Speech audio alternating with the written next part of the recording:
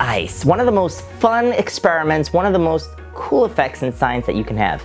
And you have to be careful with it because it's negative 110 degrees below zero. And you can't really hold it for too long. You really shouldn't hold it at all.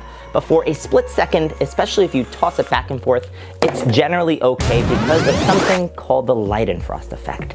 The outer layer of gas that we all have because our body temperature is about 97 degrees. So that burst of heat coming from our bodies allows our bodies to be protected for that split second. A cool effect, I did a video one time, I put Orbeez, which is made of water, in a frying pan and I turned on the heat, the fire. The Orbeez started bouncing and started sliding around the frying pan but not burning. The same thing would happen to some cold water in a frying pan. If the temperature is just right and you put the water in there, the water is just gonna swish around and swirl around without burning or evaporating because of the layer of protection that it has for a split second called the Leidenfrost effect. That's what happens when you move it around really quickly.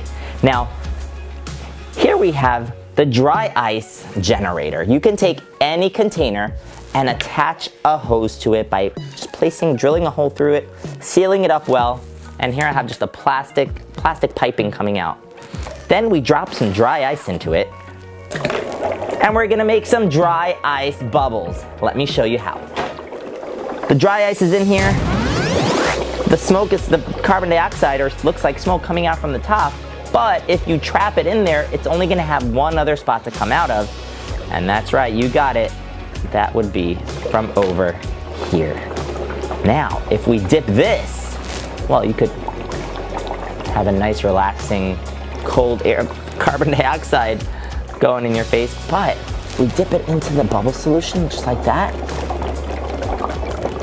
Look at that. We have bubbles coming out. Carbon dioxide bubbles. If I got my hands soapy, the bubbles won't pop. Look at that. You could pile it on.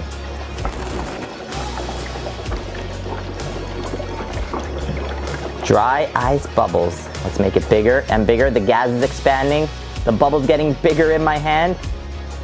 It's filling up with dry ice, larger and bigger until it pops. That was awesome. Let's fill up this one. There we go. How cool was that? Creating a dry ice bubble in my hand. That is just so much fun to do and such a cool effect.